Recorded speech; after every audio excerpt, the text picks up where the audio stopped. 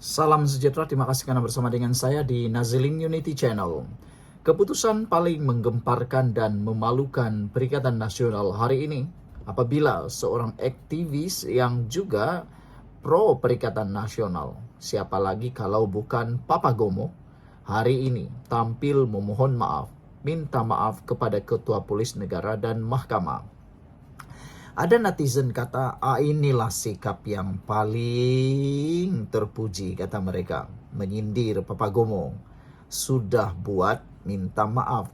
Kalau tak ada yang membuat laporan ataupun saman, tiadalah permohonan maaf, kata mereka. Tapi, apakan daya? Inilah sikap yang paling terpuji, kata netizen menyindir Papa Gomo. Kata mereka, sudah buat sesuatu yang salah, baru mohon maaf, baru minta maaf. Dah berkali-kali, kata mereka. Blogger Papa Gomo atau nama sebenar Wan Muhammad Azri Wan Deris hari ini tampil membuat satu permohonan maaf.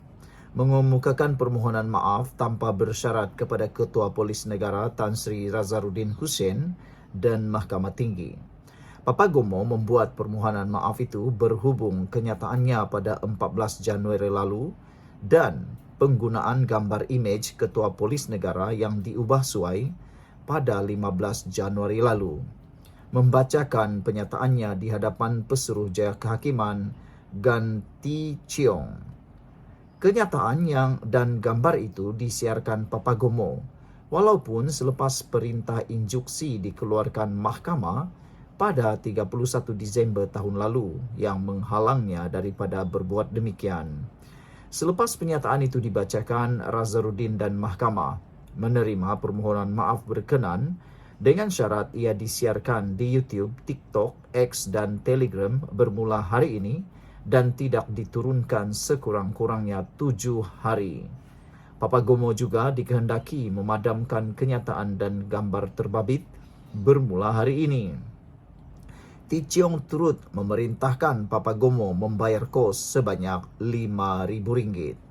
Pernyataan maaf itu berbunyi, saya, Wan Muhammad Azri bin Wan Deris, dengan suci hati tanpa apa-apa syarat memohon maaf kepada mahkamah yang mulia ini, kepada Ketua Polis Negara Tan Sri Razaruddin Hussein di atas penggunaan perkataan berunsur fitnah dan khianat terhadap planatif pada terbitan bertarik 14 Januari 2025 dan penggunaan gambar Ketua Polis Negara yang disunting pada 15 Januari 2025. Kata Papa Gomo, saya mengaku janji tidak akan mengulangi sebarang kenyataan fitnah dan kesat terhadap Ketua Polis Negara dan akan memadamkan kenyataan bertarik 14 dan 15 Januari ini. Mahkamah hari ini sepatutnya mendengar prosiding komital yang diperoleh Ketua Polis Negara terhadap Papa Gomo. Bagaimanapun beliau diwakili Peguam Muhammad Rafiq Rashid Ali memaklumkan mengenai hasrat anak guamnya untuk meminta maaf. Pada prosiding itu, Raam Kumar bertindak sebagai pihak Razaruddin. Ketua Polis Negara Razaruddin memperoleh kebenaran daripada Mahkamah Tinggi untuk memulakan prosiding komital terhadap Papa Gomo pada 10 Februari lalu kerana tidak mematuhi perintah mahkamah. Prosiding komital adalah satu prosiding untuk memulakan tindakan undang-undang terhadap seseorang yang dikatakan menghina mahkamah dengan melanggar perintah yang telah dikeluarkan. Razaruddin memfailkan permohonan komital terhadap Papa Gomo pada 24 Januari lalu dengan memohon supaya beliau dipenjara atau didenda kerana menghina mahkamah berikutan tarik meminta perintah injuksi pada 31 Disember tahun lalu dengan membuat hantaran terhadap Razaruddin di aplikasi YouTube, TikTok, X serta akaun Telegram. Mahkamah mengeluarkan perintah injuksi melarangnya daripada menerbitkan kenyataan berbau fitnah di semua platform media sosial yang ditujukan kepada Razaruddin sehingga perbicaraan kes saman itu diputuskan oleh mahkamah. Papa Gomo juga diperintahkan menarik balik, menurunkan dan memadamkan penerbitan berkenan. Pada 26 Desember tahun lalu, Razarudin memfailkan saman fitnah dengan menuntut ganti rugi 3 juta ringgit daripada Papagomo. Saman berkenan difailkan berhubung kenyataan Papagomo yang melabelkan Razarudin sebagai pelacur banduan terhormat dan penjilat kepada Perdana Menteri Datuk Seri Anwar Ibrahim. Perbicaraan kes saman itu ditetapkan pada 28 hingga Disember 2026 dan 11 hingga 15 Januari 2027. Sekian dulu untuk kali ini. Jangan lupa tinggalkan komen anda, tekan butang subscribe. Kita jumpa lagi. Bye-bye.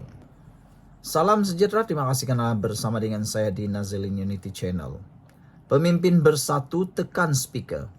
Kosongkan kerusi Labuan segera.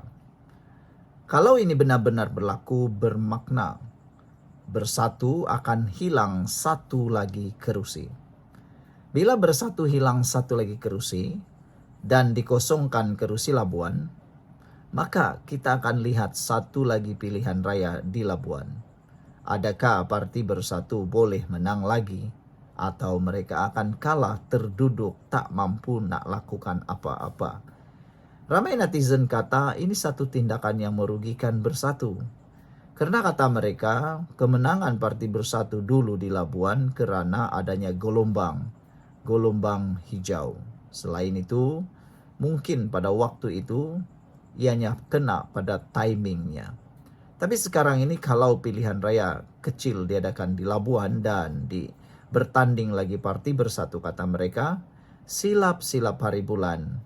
Jangankan nak menang, nak dapat wang deposit pun belum tentu dapat, kata mereka. Tapi tak apalah. Menurut Ronald Kendi, Speaker Dewan Rakyat Johari Abdul, tiada pilihan lain selain mengisytiharkan kerusi Parlimen Labuan sebagai kosong, kata Naib Presiden Bersatu Ronald Kendi. Menurut Ronald, ini berikutan keputusan Mahkamah Tinggi Shah Alam yang menolak saman ahli Parlimen Labuan Suhaili Abdul Rahman yang mencabar pemecatan automatiknya daripada Bersatu.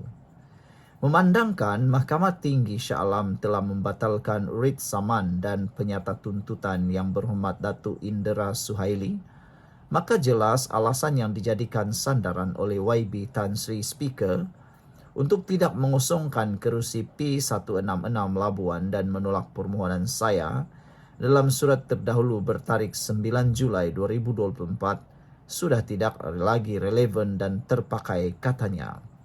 Oleh itu, YB Tan Sri Speaker tidak mempunyai pilihan lain selain daripada menghormati dan menjunjung mulia Perlembagaan Persekutuan dengan membuat pengisytiharan bahawa berlaku kekosongan bagi kerusi P166 Parlimen Labuan untuk membolehkan pihak SPR membuat ketetapan untuk suatu pilihan raya kecil diadakan segera, katanya pada kenyataan hari ini.